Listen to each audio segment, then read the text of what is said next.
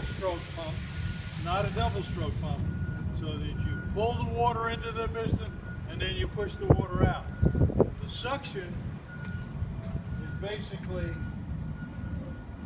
the trough goes up here, and the suction was a squirrel-tailed suction laying in that trough.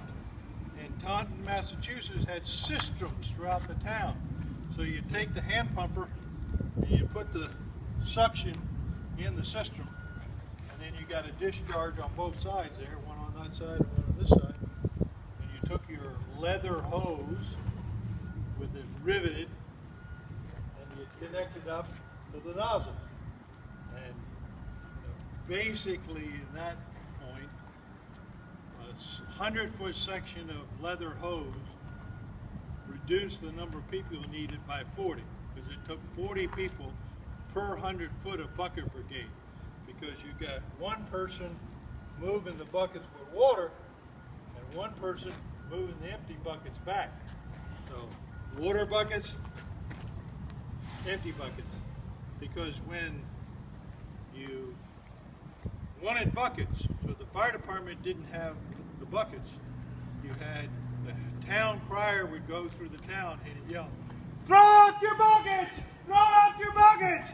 And everybody would open the door and they'd throw the buckets out there and take it to the town square and pile up all the buckets. And the fire department would come and scoop up buckets and people. You bring the buckets to the fire. You take the 40 people from the pond to the hand pumper, and you fill the hand pumper. So you come here.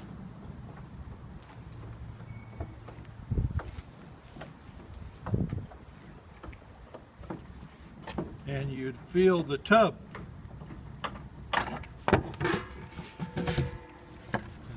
the tub, you'd put the water in and fill it up. And you'd open that valve and it allowed you to take suction from the tub. Okay. And this is the equivalent of the dome on the Fox. So every piston pump has to have. Hello. Every piston pump has to have a dome on the discharge side to give you the chance of taking the pulsation of the piston pump out. That's why the Fox has one, that's why this one has one.